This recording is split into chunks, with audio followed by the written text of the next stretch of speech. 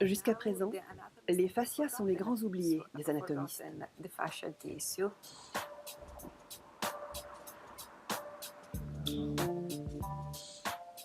Il s'agit d'un système à part entière qui reste encore à explorer.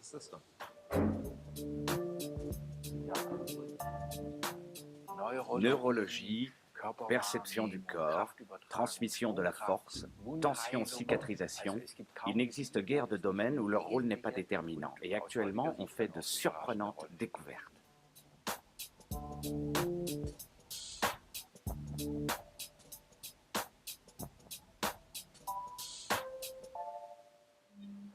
Qu'est-ce que les fascias? Ce sont des tissus conjonctifs présents dans tout notre corps, directement sous la peau et plus profondément. Chez un adulte, ces membranes blanchâtres pèseraient une vingtaine de kilos. Les fascias enveloppent nos muscles, nos tendons et nos organes. Ils soutiennent nos os. Ignorés et sous-estimés pendant des siècles, ils suscitent aujourd'hui un grand intérêt car ils joueraient un rôle central dans notre santé. Serait-il la cause et la solution de l'affection la plus répandue actuellement, le mal de dos? Pour le savoir, nous avons mené une enquête aux 4 coins du monde. Maine, États-Unis.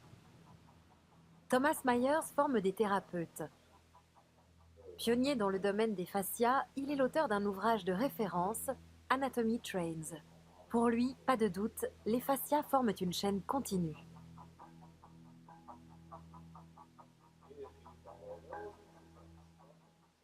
Si quelqu'un vient me voir avec une inflammation du fascia plantaire, j'obtiendrai rarement de bons résultats en traitant le fascia plantaire lui-même.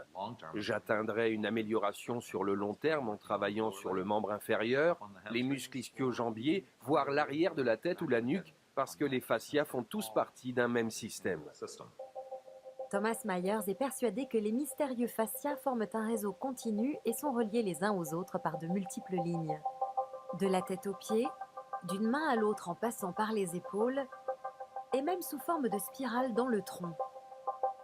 Il en est certain, une sensation de pincement à un endroit du corps a le plus souvent son origine ailleurs.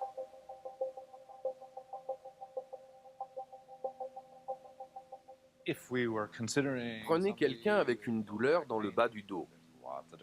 Les causes peuvent être multiples. La douleur peut provenir de la voûte plantaire, des genoux, des hanches.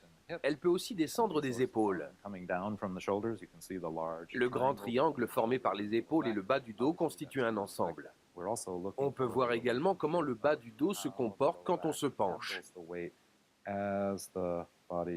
Continue de descendre en enroulant la nuque, Laurie. Nous voulons voir si les apophyses épineuses s'écartent les unes des autres ou si elles sont bloquées quelque part au niveau des fascias.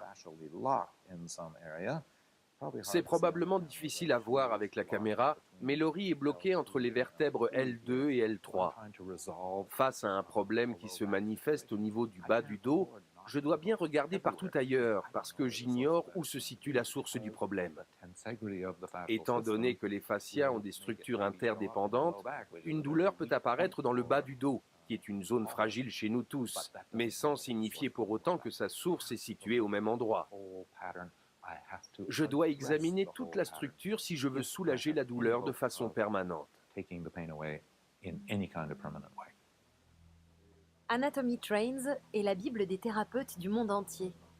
Mais à défaut de preuves scientifiques, difficile de dire quel rôle joue vraiment ce réseau de tissus.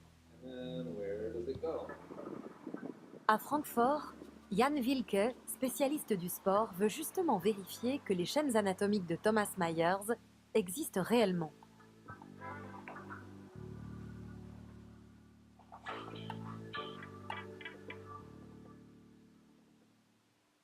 Ça a été une grande surprise de constater qu'il n'existait qu'une seule hypothèse, que l'on ne travaillait qu'avec un seul et unique modèle. Et je pense, quitte à passer pour un hérétique, que l'on a tendance à beaucoup fantasmer autour de cette thérapie. L'objectif est donc de découvrir si elle fonctionne réellement. Si après une manipulation, on modifie vraiment les fascias, ou si en fait, on se l'imagine. Réalité ou lubie? Les lignes décrites par Thomas Myers existent-elles vraiment? Jan Wilke teste 6 d'entre elles en se concentrant sur celle du dos. La ligne pour laquelle existent les données les plus probantes est la ligne dorsale superficielle. C'est également celle que nous étudions principalement dans le cadre de nos études de recherche appliquée. Cette ligne passe par les muscles extenseurs du dos, de part et d'autre de la colonne vertébrale, le ligament sacrotubéral, puis se prolonge jusqu'à l'extrémité inférieure de la jambe, c'est-à-dire à l'arrière de la cuisse, le muscle du mollet avec le tendon d'Achille, et pour finir, le fascia plantaire au niveau de la plante du pied. Quel est le secret de cette ligne qui relie les deux extrémités du corps? Pour prouver l'existence de la ligne dorsale, Jan Wilke mène une série d'expériences. Si l'on bouge la cheville, le fascia situé sur l'arrière de la cuisse devrait, selon toute hypothèse, lui aussi bouger. Et effectivement, l'examen échographique montre un léger glissement du fascia.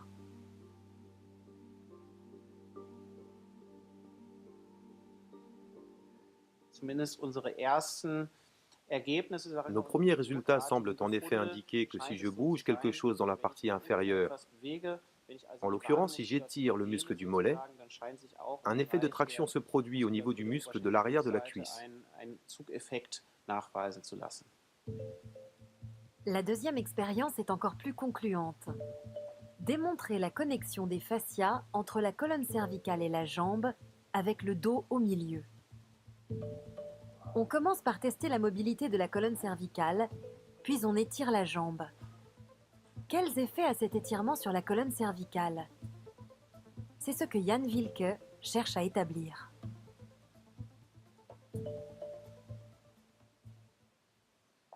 Nous allons maintenant examiner les résultats. Voici les valeurs médianes des 5 mobilisations que nous venons d'effectuer. La mobilité totale, basée sur ces 5 essais, est de 108 degrés, soit 4 degrés de plus que lors du test précédent. Après l'étirement des muscles de la jambe, la mobilité s'est donc améliorée. Nous avons une amélioration de la flexion et de l'extension de la tête, au niveau de la colonne cervicale. Cela laisse supposer qu'il existe un effet mécanique de transmission entre les jambes et la colonne cervicale. L'existence de certaines lignes de fascia reste à prouver. Mais force est de constater que le travail avec un rouleau de massage sur la cuisse a des effets sur d'autres parties éloignées du corps, comme le cou. Jan Wilke pense que les forces se transmettent verticalement, mais aussi horizontalement. C'est un enseignement de toute première importance dans nos recherches, qui sont avant tout tournées vers les applications. Est-ce que cette pratique peut constituer une alternative possible pour le médecin, le kinésithérapeute ou pour le patient chez lui? Un patient souffrant d'une tension douloureuse au niveau cervical doit-il forcément travailler sa colonne cervicale? Ou peut-il, s'il le souhaite, soulager sa douleur de façon indirecte, en travaillant par exemple son tronc ou ses jambes? Ce que Thomas Myers et Jan Wilke étudient chacun à sa façon, cet homme en a livré les premières images. C'est au cours de ces opérations que le docteur Jean-Claude Guimberteau, chirurgien spécialiste de la main, a découvert le fascinant réseau qui enveloppe tout notre corps. Quand vous faites de la chirurgie tous les jours sur les systèmes de glissement, vous observez le tissu conjonctif. Mais comment fonctionne le tissu conjonctif? Voilà une question à laquelle jamais personne n'a répondu. Et comme je voulais développer un système de reconstruction des tendons faisant appel à ce système de glissement, j'ai essayé de comprendre. À l'Institut aquitain de la main de Bordeaux, le docteur Guimberteau révèle, au gré de Promenade sous la peau, le monde méconnu des fascias. Avec une minuscule caméra, il filme le tissu conjonctif dans des corps vivants. Ces images ont révolutionné la science et notre connaissance des fascias. Vous voyez, voilà les fibres d'organisation. C'est apparemment chaotique comme organisation, mais c'est un chaos apparent. C'est certainement pas un chaos, puisque le résultat, c'est quand même la vie. Donc l'efficience parfaite. C'est-à-dire que grâce aux travaux sur les fascias, on va avoir petit à petit des perceptions de l'anatomie et de nos organisations architecturales qui seront nouvelles et qui ouvriront bien évidemment des thérapeutiques nouvelles. Nous sommes véritablement un réseau fibrillaire. Et ça, de la surface de la peau jusqu'au plus profond de l'os et des cellules, tout est lié par une organisation fibrillaire dont le diamètre est extrêmement variable, mais continu. Il n'y a pas d'espace libre. Tout est en continu. Voilà. Regardez comme c'est beau. Vous voyez ? Fascinantes du point de vue esthétique, ces images donnent à voir la variété de formes et de couleurs de ces structures tissulaires, en mouvement permanent et en réorganisation perpétuelle. À quel ordre obéit ce gigantesque réseau apparemment chaotique ? Quel sens et quelle fonction ont les fascias ? La recherche internationale tente peu à peu de venir à bout de cette énigme. Padoue, l'une des plus anciennes cités italiennes et l'une des plus vieilles universités d'Europe. C'est dans ces salles que Galilée a émis l'idée que l'univers ne tournait pas autour de la Terre. C'est ici aussi qu'une femme obtint pour la première fois un doctorat en 1678. Un lieu propice aujourd'hui encore aux révolutions. Carla Stecco y est professeure d'anatomie. C'est l'une des premières au monde à avoir étudié les fascias. Une digne héritière de ses prédécesseurs qui, jadis, exploraient l'intérieur du corps humain malgré l'interdiction de l'Église.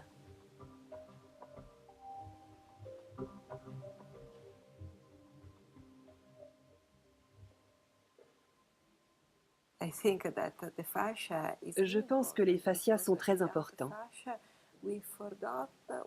Les ignorer serait comme ignorer les nerfs ou les vaisseaux sanguins du corps. Les fascias forment un organe et nous devons comprendre comment le traiter. Chez les Stecco, la recherche sur le fascia est une affaire de famille. Le père s'y est consacré, puis la fille Carla et le fils Antonio. Mon père a été l'un des premiers à s'intéresser aux fascias et à s'interroger sur la façon de les traiter. À la maison, on en a toujours parlé. Mais au début, je n'étais pas vraiment convaincue du rôle qu'il jouait. J'ai donc commencé à m'intéresser à l'anatomie, aux dissections, parce que je pensais que c'était le meilleur moyen de visualiser et de comprendre réellement la nature de ce tissu. Dans la salle d'anatomie de la faculté, le professeur Stecco s'apprête à pratiquer une dissection. Elle commence par expliquer à ses étudiants ce qu'est un tissu facial.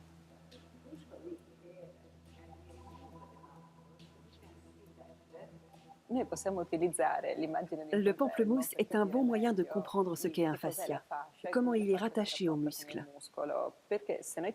Si nous coupons le fruit en deux, nous voyons qu'il n'est pas constitué que de pulpe, mais aussi d'une composante fibreuse qui divise le pamplemousse en quartiers et soutient le tissu proprement dit. Sur un cadavre, le professeur Stecco montre à ses étudiants où se situent les fascias.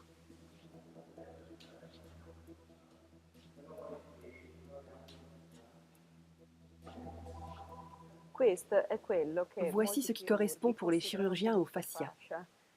Il s'agit d'un tissu conjonctif lâche qui me permet de glisser d'un niveau à un autre. Comme vous le constatez, c'est une structure extrêmement fluide qui peut se déplacer très facilement. Vous voyez comme je peux entrer à l'intérieur?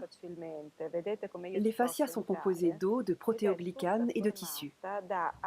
Regardez comme c'est beau. Grâce notamment au professeur Stecco, nous savons que les fascias sont omniprésents dans le corps, sous les formes et les natures les plus diverses. Les fascias superficiels se trouvent directement sous la peau. Les fascias profonds entourent nos muscles, mais également les fibres musculaires. Cette peau blanchâtre enveloppe aussi nos organes. Même notre cerveau est tapissé par ce mystérieux tissu conjonctif. Les méninges peuvent être considérés comme des fascias particuliers, car elles ont les mêmes caractéristiques que les fascias visibles dans les autres parties du corps. En s'appuyant sur ses nombreux travaux de recherche anatomique, le professeur Stecco a établi un atlas des fascias, le premier au monde. Ces découvertes font référence. En 4 siècles d'histoire de l'anatomie, les fascias sont pour la première fois systématiquement répertoriés dans l'ensemble du corps humain.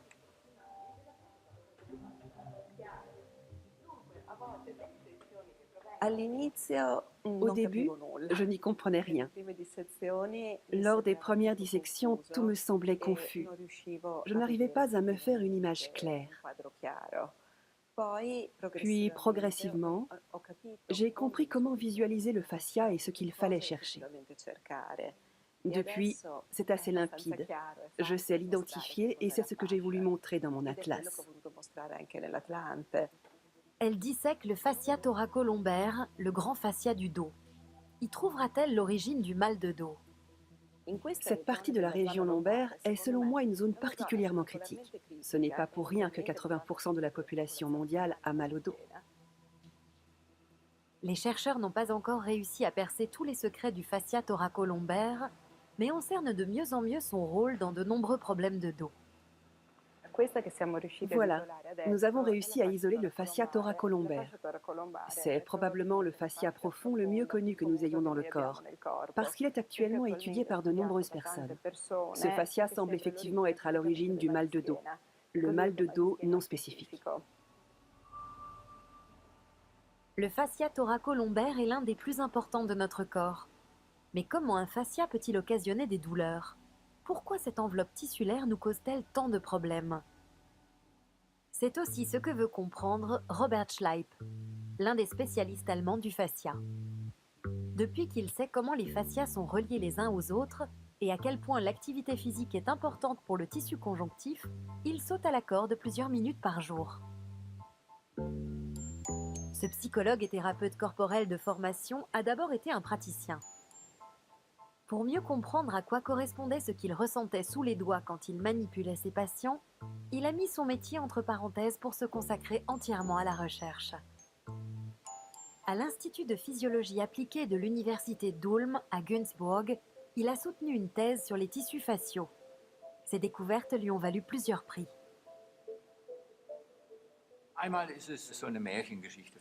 De mon point de vue, c'est une sorte de conte de fées, parce que l'histoire de ce tissu, c'est vraiment Cendrillon. C'est le mal-aimé en proie à toutes les moqueries qui obtient soudain de la reconnaissance. Ça me touche, et c'est aussi une histoire vraie. C'est l'organe que l'on avait l'habitude de mettre à la poubelle. En anatomie classique, on était content quand on avait mis de côté cet organe incolore et collant, et que l'on avait enfin sous les yeux les vrais muscles et organes. La reconnaissance dont jouit depuis quelques années cet organe, sans enveloppe et sans structure, est un rebondissement passionnant, je trouve. Robert Schleip veut percer à jour les multiples fonctions des fascias.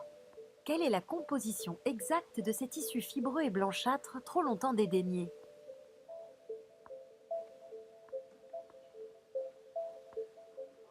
Les fascias sont constitués de fibroblastes entourés d'une matrice.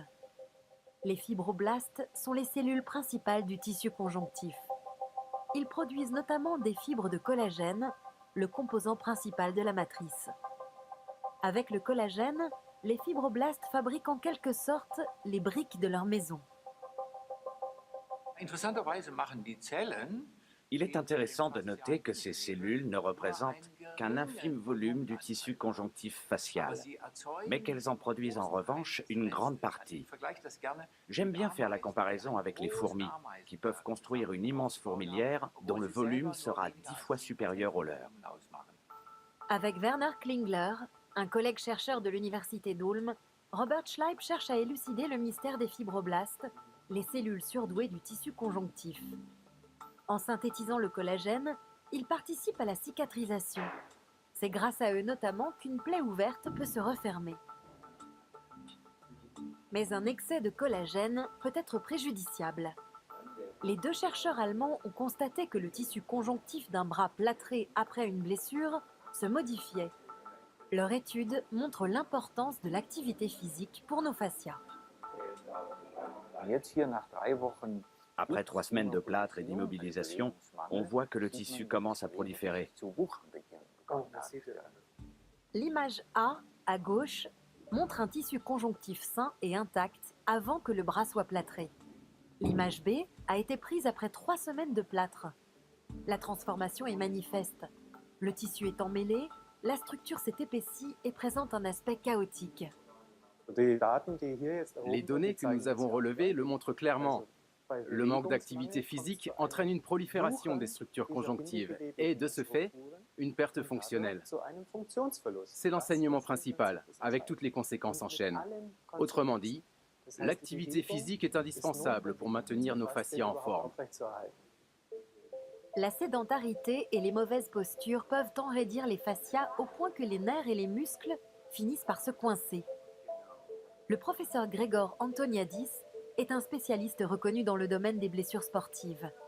Aujourd'hui, il tente avec Robert Schleip une nouvelle approche, assez inhabituelle. Chez ce patient, l'enraidissement du tissu conjonctif a provoqué un pincement du nerf du coude, pincement douloureux et qui engourdit la main. Avant l'intervention chirurgicale, Robert Schleip va essayer de décoller le tissu en le massant doucement. J'arrive à atteindre la zone d'adhérence, regardez, mais pas suffisamment pour parvenir à la décoller. Tout en haut, on distingue bien la partie la plus proche de la peau. Celle-ci n'est pas adhérente.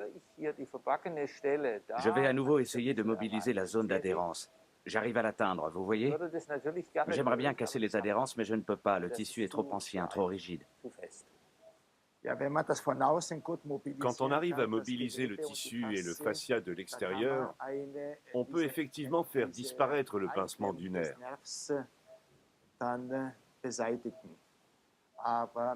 Mais comme M. Schleip vient de le constater, ce n'est pas possible ici. Nous allons donc opérer pour tenter de soulager le nerf en scindant le fascia en deux. L'activité physique est bonne pour la santé, mais elle s'avère aussi être essentielle pour les fascias. Pour rester libre et ne pas subir d'enraidissement, ces tissus ont besoin d'une stimulation régulière. C'est la principale leçon. Or, la sédentarité au travail, quand elle n'est pas compensée par une activité sportive suffisante, entraîne souvent des maux de dos. Y aurait-il un lien de cause à effet entre les adhérences faciales et les douleurs dorsales? Pour le savoir, nous nous rendons à Boston. C'est ici que s'est tenu il y a 10 ans le premier congrès international sur le fascia. Le professeur Hélène Langevin de la Harvard Medical School y a participé. Cette spécialiste du fascia de la première heure a d'abord été médecin clinicienne. Impuissante à soulager ses patients souffrant de mal de dos chronique, elle s'est alors lancée dans la recherche.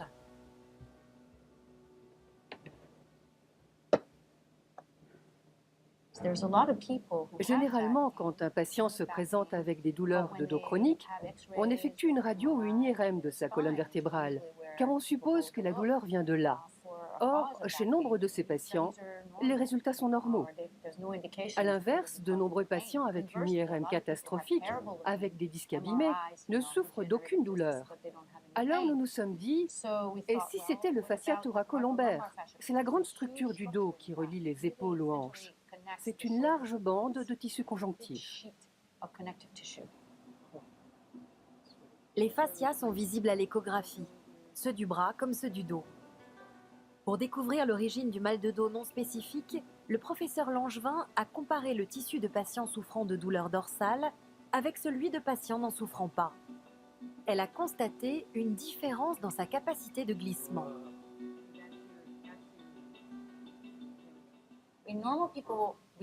Chez les patients sains, les deux couches superposées sont capables de glisser sur 75% environ de leur longueur, quand le dos est en mouvement. Chez les patients souffrant d'un mal de dos, cette capacité tombe à 50%. Il y a donc une réduction de la capacité de glissement entre les couches. Comme Robert Schleip, le professeur Langevin pense que les responsables sont les cellules du tissu conjonctif. Une production excessive de collagène entraverait le glissement des fascias.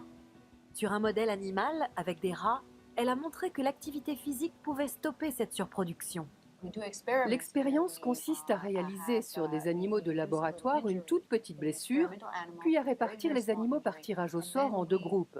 Les uns s'étirent, les autres non. Les étirements ont lieu 2 fois par jour et sont très doux.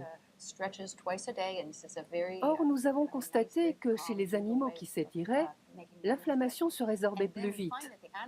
Ils guérissent plus rapidement et leur blessure disparaît. Activité physique et étirement permettent une cicatrisation plus rapide. Sous le microscope, le professeur Langevin trouve l'explication. Non seulement les fibroblastes se développent jusqu'à doubler de volume, mais leurs cellules envoient des signaux pour que les tissus se relâchent.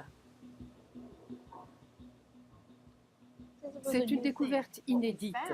L'état de tension du tissu conjonctif est de fait activement régulé minute par les fibroblastes. Il s'agit d'une régulation cellulaire active, dynamique de la tension du tissu conjonctif. Cette découverte pourrait s'avérer importante, car on s'aperçoit que les fibroblastes réagissent à l'acupuncture comme aux étirements. Ils s'allongent et aident le tissu à se relâcher. Les étirements actifs, tout comme l'acupuncture, ont un effet relaxant sur les cellules et donc sur les adhérences tissulaires, y compris en cas de problème de dos. Deux moyens de contrer activement nos douleurs. Mais en dehors des mauvaises postures et du manque d'exercice, qu'est-ce qui provoque nos maladies? En étudiant la relation entre mouvement, étirement et problèmes de dos, le professeur Langevin ouvre des perspectives de guérison nouvelles. Robert Schleip aussi poursuit ses recherches. Dans cette expérience, il tend des fragments de fascia dans un dispositif. Il s'agit, pourrait-on dire, de fascia vivants auxquels nous administrons diverses substances de signalisation cellulaire, notamment celles qui sont actives lors de la cicatrisation. Puis nous observons dans quelle mesure les fascias peuvent se contracter seuls, indépendamment des muscles et des nerfs. Et les résultats obtenus sont étonnants. De fait, en réponse aux substances de signalisation cellulaire, les fascias se contractent visiblement. Autrement dit, les fascias réagissent indépendamment des stimuli musculaires ou nerveux. Et la surprise ne s'arrête pas là. Nous avons découvert des messagers chimiques qui interagissent non seulement avec l'inflammation, mais aussi avec le stress émotionnel. C'est une découverte de taille, car nous l'avions déjà constaté en recherche clinique. Les fascias réagissent au stress émotionnel de manière progressive et durable. Robert Schleip confirme ainsi scientifiquement ce que la plupart des personnes souffrant de mal de dos soupçonnaient déjà. Le stress émotionnel peut déclencher des tensions et des douleurs. Le coupable s'appelle TGF, facteur de croissance transformant, un messager chimique qui réagit au stress. La découverte est une avancée majeure. Si je suis tendu pendant des semaines et que je ne parviens pas à me relâcher pendant mon sommeil, ce ne sont pas les fibres musculaires qui sont les plus atteintes, parce qu'on arrive à les détendre. Les plus touchés sont les tissus faciaux, notamment ceux qui entourent les muscles. Dans la pratique, les thérapeutes manuels arrivent à sentir cette tension sous leurs doigts. On pourrait faire la comparaison avec une saucisse, la viande hachée étant les muscles. L'intérieur serait plutôt mou et le boyau dur. C'est exactement le mécanisme que nous étudions actuellement. À Walpole, dans l'État du Maine, Thomas Myers forme des kinésithérapeutes, des masseurs et des professeurs de yoga du monde entier. Objectif, les sensibiliser au réseau facial de leur propre corps et leur transmettre son expérience acquise au fil des années.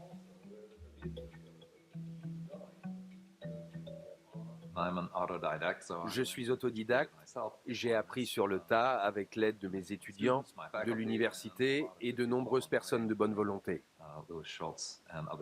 Je voulais apprendre tout ce que je pouvais sur les fascias. Or, dans les années 1970, la littérature sur le sujet était très limitée. Thomas Myers reste fasciné par les tissus faciaux. Ce réseau global participe à la perception de la position du corps dans l'espace, à celle de nos sensations internes et aussi au maintien de notre posture. La recherche sur le fascia utilise le terme de tenségrité pour désigner le jeu parfaitement ajusté des forces de tension internes qui sont à l'œuvre. La structure de tenségrité permet une meilleure compréhension du fonctionnement du système facial en tant que système global. Comme vous voyez, elle est constituée de bâtonnets et d'élastiques. Les éléments sont assemblés de sorte que les bâtonnets ne se touchent pas entre eux, mais sont maintenus en place par les élastiques. Si on regarde un squelette de cours de science, dont les os sont reliés par des câbles, on a l'impression d'être constitué d'une armature osseuse autour de laquelle vont s'articuler les muscles, un peu comme le bras d'une grue de chantier. Ce n'est pas le cas. Vos os flottent à l'intérieur de votre tissu conjonctif. Si je pouvais faire disparaître ce tissu mou de votre corps d'un simple claquement de doigts, votre édifice osseux s'écroulerait sur le champ. Voici un formidable contre-modèle à notre représentation classique de la colonne vertébrale, la fameuse structure porteuse, le squelette comme soutien. Le piquet, en quelque sorte, sur lequel repose le tissu mou de la tente de camping. C'est ainsi que l'on se représentait jusqu'à récemment la colonne vertébrale. Ici, nous avons un autre contre-modèle tenségral. Les vertèbres ne reposent pas par compression les unes sur les autres, mais elles sont suspendues, si tant est que les éléments faciaux, représentés ici par les élastiques, exercent une tension élastique suffisante. Dans ce cas, même avec une vertèbre usée, vous pourrez devenir la reine de la salsa de Cuba. La colonne vertébrale n'est donc pas la seule responsable du mal de dos chronique. Mauvaise posture, manque d'exercice et stress jouent aussi un rôle. Pour garder nos tissus en bonne santé, il faut bouger, cela ne fait aucun doute. Mais une autre composante importante entre en jeu, l'eau. Le tissu conjonctif élastique est un immense réservoir d'eau. H2O, tel est peut-être le grand secret des fascias. Le tissu conjonctif est composé d'eau dont la proportion, selon l'âge, peut atteindre 70%. Le processus de fixation de l'eau aussi fait intervenir les fameuses cellules du tissu conjonctif. À Padoue, le professeur Carla Stecco a découvert que les fibroblastes remplissaient différentes fonctions. Ici, nous pouvons distinguer deux formes de cellules. Ce sont toutes les deux des fibroblastes, mais elles génèrent visiblement des matrices extracellulaires différentes. Cette cellule-ci produit probablement des fibres de collagène. Dans l'autre cellule, nous constatons en grossissant l'image la présence de petits points au sein de la matrice. Il s'agit de différents types de protéoglycanes, notamment de l'acide hyaluronique. Nous voyons donc comment les deux cellules produisent des matrices extracellulaires différentes. L'acide hyaluronique est le lubrifiant du tissu conjonctif. La molécule s'organise en d'autres molécules, petites et grandes, se ramifie et se transforme en une sorte de structure spongieuse capable de fixer de grandes quantités d'eau. Moins notre tissu capte d'acide hyaluronique, plus la mobilité des fascias est réduite. Le docteur Antonio Stecco, le frère de Carla Stecco, est consultant à la New York University School of Medicine. Il observe le muscle de la cuisse d'un homme qui s'est porté volontaire et cherche à évaluer la quantité d'acide hyaluronique présent dans les profondeurs de la peau. Ici, nous voyons la peau avec son hypoderme constitué de tissus adipeux, ainsi que les fascias superficiels et profonds. Comme vous le voyez, le fascia profond est composé de plusieurs couches de tissus conjonctifs. Entre ces couches, nous avons de l'acide hyaluronique. Dans cette région, nous avons davantage de zones en noir, ce qui indique une présence d'acide hyaluronique plus importante. Trop peu hydraté, le tissu conjonctif devient rugueux et cassant, comme une serviette éponge rêche. L'acide hyaluronique lubrifie et hydrate l'ensemble des tissus. À Ulm, Werner Klingler et Robert Schleip tractent eux aussi l'acide hyaluronique. Ils veulent découvrir quelles thérapies peuvent améliorer l'hydratation et ainsi la capacité de glissement des fascias. Ils mesurent d'abord la quantité d'eau présente dans le tissu. Nous espérons qu'après une séance d'étirement, après une action manuelle, la teneur en eau va de nouveau augmenter. Mieux encore, nous misons sur le fait que le drainage du liquide tissulaire évacuera également les substances inflammatoires et pourra ainsi nettoyer le tissu. L'appareil indique une teneur en eau élevée. D'un geste précis, Robert Schleip exerce des pressions fermes et continues sur les fascias du dos du sujet volontaire. Le rolfing est la technique la plus efficace que nous ayons trouvée et testée jusqu'à présent. Elle consiste à appuyer longuement et fermement sur la peau, un peu comme si c'était une éponge dont on voudrait extraire toute l'eau qu'elle contient, et d'une façon telle que tous les pores soient bien vidés. Bien évidemment, on ne travaille pas dans la précipitation, mais on y va très doucement. Les valeurs mesurées indiquent que l'on peut, grâce à des thérapies ciblées, renouveler les réserves d'eau des fascias et leur restituer leur souplesse. Là, c'était avant une manipulation. Ici, nous appuyons pour évacuer l'eau comme avec une éponge. Et lorsque nous arrêtons cette action mécanique, le fascia se remplit de nouveau d'eau. Cet exemple est intéressant parce que l'on a appuyé suffisamment fort pour que l'éponge soit plus humide après la manipulation qu'elle ne l'était avant. Autrement dit, on presse l'éponge pour évacuer l'eau stagnante présente à l'intérieur. Et si on presse suffisamment fort plusieurs fois de suite, l'éponge est plus humide qu'avant. C'est évidemment du plus grand intérêt pour nous. Le massage, tout comme l'activité physique, réoriente les fibres de collagène. Les fibroblastes produisent de l'acide hyaluronique frais, l'eau est renouvelée, les fascias peuvent de nouveau glisser correctement. Il ne fait aucun doute que le massage stimule le métabolisme, mais l'activité physique apporte évidemment une dynamique supplémentaire dans le tissu. L'activité physique provoque une augmentation de la température corporelle, ce qui est en soi un stimulus métabolique. 1 degré supplémentaire entraîne une augmentation d'environ 10% de l'activité enzymatique. L'activité physique régulière stimule les fibroblastes qui, en 3 jours seulement, se mettent à produire du collagène frais et décollent les adhérences faciales. Mais pour que le tissu se régénère complètement et visiblement, il faut compter jusqu'à 1 an. L'activité physique est salutaire, mais encore faut-il savoir la doser.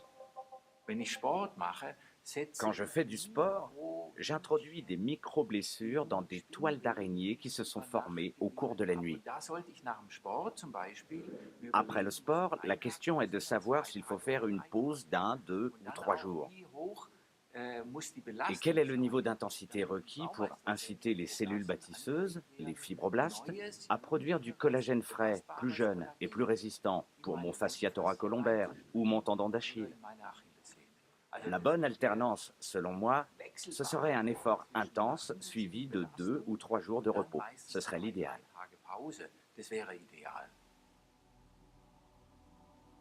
Les fascias ont des bienfaits insoupçonnés sur notre santé et notre bien-être. La recherche internationale a montré que détendre et étirer les fibres du tissu conjonctif contribuait à atténuer les problèmes de dos. Mais quelle est l'efficacité des méthodes thérapeutiques traditionnelles? Le professeur Hélène Langevin étudie les effets de l'acupuncture sur les fascias.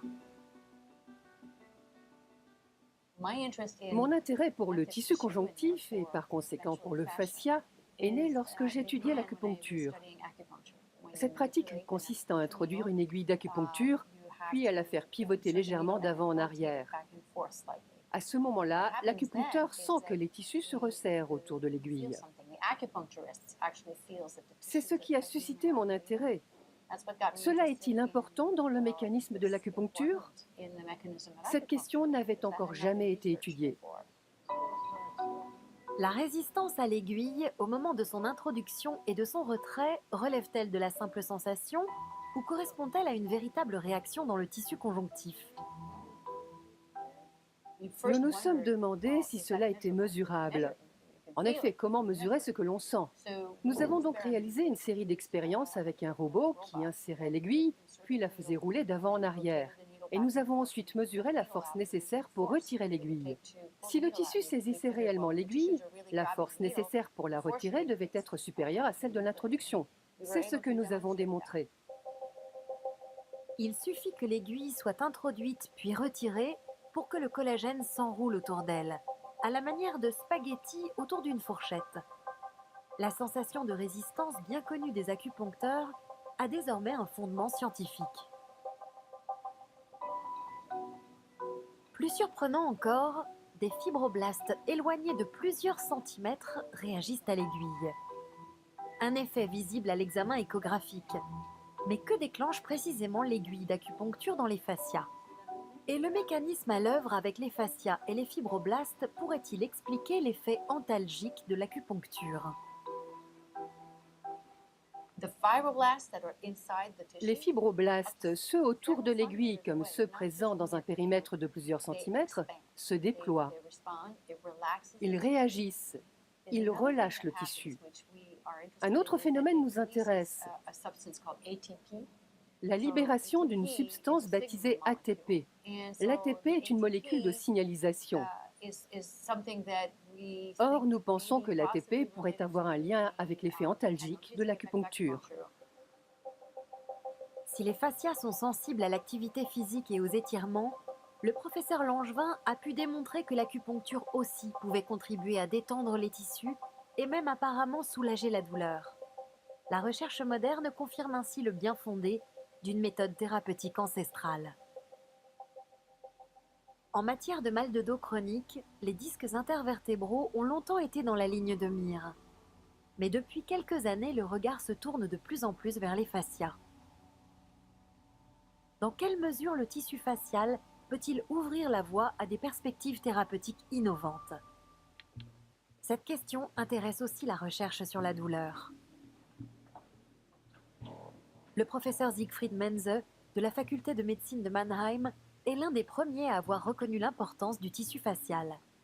Pour établir si les fascias étaient eux-mêmes sensibles à la douleur, il a dû mettre en évidence la présence de nerfs de la douleur dans les fascias.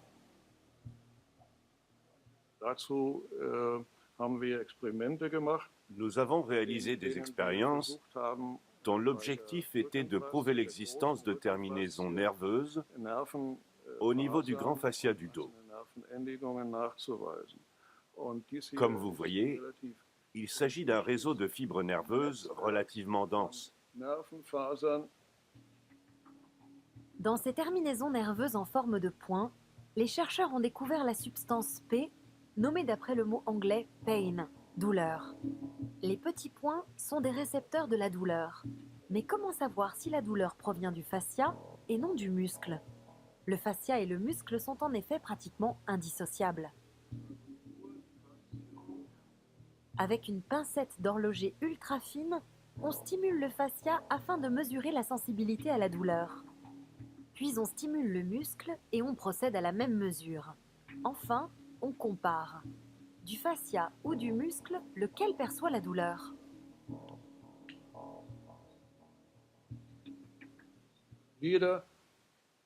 Chaque pic correspond à un signal électrique.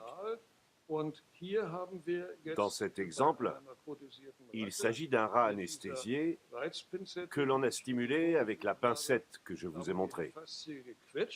Nous avons contusionné le fascia et comme on le voit ici, cela a entraîné l'apparition de signaux électriques de fréquence plus élevée. La stimulation du fascia a par conséquent une influence nettement supérieure sur ces cellules nerveuses que la stimulation des récepteurs du muscle. Les fascias sont le siège d'innombrables récepteurs de la douleur. Cela fait du tissu conjonctif l'un des organes de la perception parmi les plus sensibles. Les preuves scientifiques sont formelles. Comme Robert Schleip, le professeur Menze et son équipe supposent que le stress influence directement le tissu des fascias. En jeu dans ce mécanisme, le système nerveux sympathique qui fait partie du système nerveux autonome. Depuis le cerveau et la moelle épinière, il se distribue à presque tous les organes. Nous ne pouvons pas le contrôler volontairement. Activé par le stress, il prépare notre corps, comme jadis, à la lutte ou à la fuite. Pouls qui s'accélère, mains moites, voix qui tremblent. Mais comment peut-il influencer le tissu facial? C'est ce que le professeur Menze a réussi à montrer. Cette image caractéristique a confirmé notre hypothèse selon laquelle ces fibres sont effectivement présentes dans le fascia. On voit ici un entrelac de fibres nerveuses. Et si on grossit encore l'image, On distingue de nouveau ces petites extensions ponctuelles de fibres, qui sont très probablement des fibres sympathiques.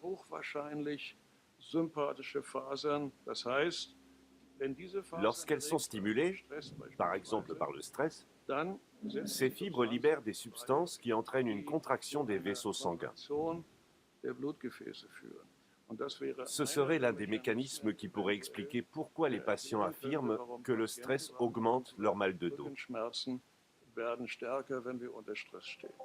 Nous savons que la douleur ressentie au niveau des fascias peut être déclenchée par une stimulation excessive et remonter via les voies nerveuses jusqu'au cortex cérébral où elle est perçue.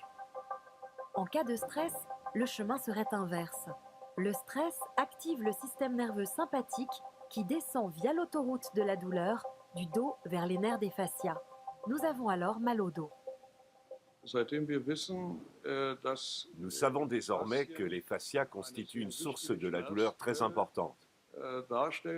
D'une part parce qu'ils sont densément innervés, d'autre part parce qu'ils possèdent une connexion très performante avec les cellules nerveuses de la moelle épinière.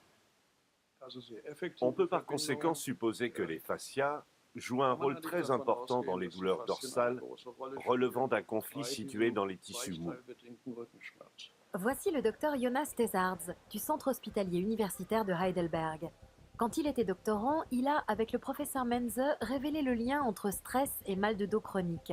Il est persuadé que la douleur est, selon les circonstances, assimilée différemment par le corps. En nous appuyant sur l'examen clinique, nous avons constaté que les patients présentant un niveau élevé de stress, et notamment ceux ayant vécu des traumatismes psychiques, des expériences difficiles sur le plan émotionnel, se distinguaient des autres patients dans leur évaluation de la douleur. Et ce qui est intéressant, c'est que la différence est surtout flagrante dans leur évaluation de la douleur profonde, issue des stimuli myofasciaux.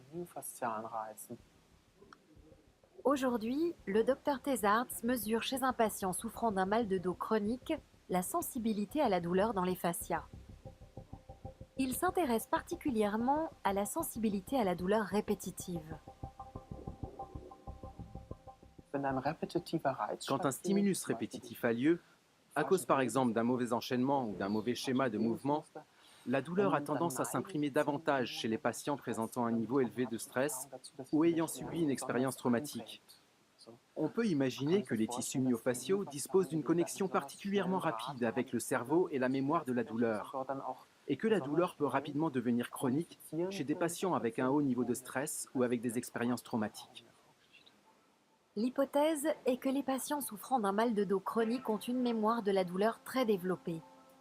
Le docteur Tezards cherche un traitement qui implique le cerveau. Il a recours pour cela à une approche qui a fait ses preuves en thérapie du traumatisme, l'EMDR. L'EMDR consiste à traiter les expériences traumatiques par le mouvement des yeux. Pouvez-vous me décrire brièvement la situation au cours de laquelle la douleur est apparue la première fois ? C'était pendant le semi-marathon de Heidelberg.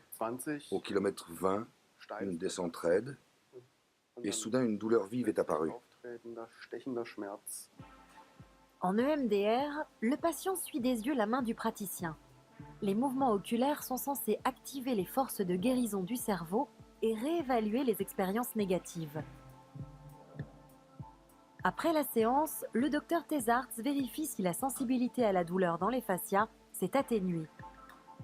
Dans le cadre d'une étude, des chercheurs ont comparé deux groupes de patients souffrant de mal de dos chronique. Les premiers traités par des médicaments et une thérapie corporelle, les seconds par le MDR.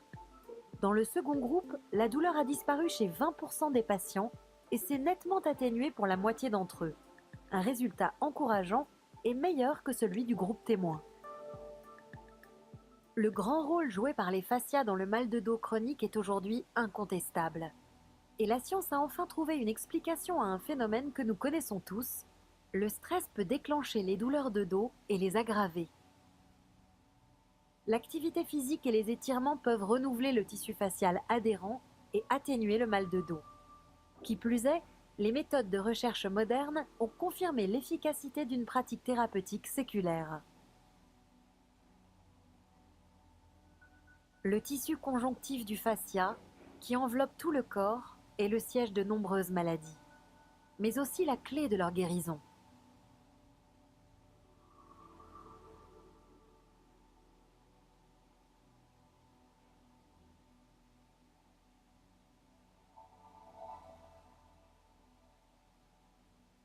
Ces 10 dernières années, les travaux consacrés au fascia ont connu une croissance exponentielle. Nous sommes vraiment partis de zéro. Nos connaissances en anatomie ont progressé. Nous avons une meilleure compréhension des phénomènes microscopiques et moléculaires. Mais il nous reste encore beaucoup à apprendre sur les fascias. Ces dernières années, les fascias sont passés du second plan au devant de la scène, se muant en fascinants objets d'étude. La science place de grands espoirs dans la recherche sur le fascia, y compris en cancérologie.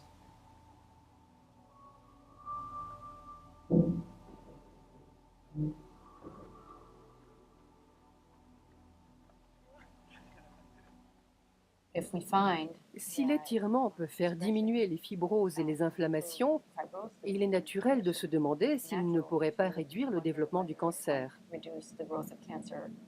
C'est l'une de nos pistes de recherche.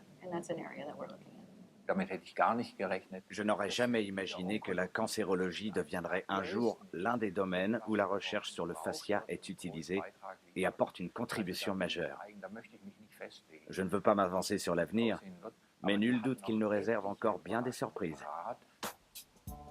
Grâce à la recherche sur le fascia, on sait désormais que ce tissu conjonctif, longtemps sous-estimé, est le siège de maladies et de douleurs jusqu'alors inexpliquées.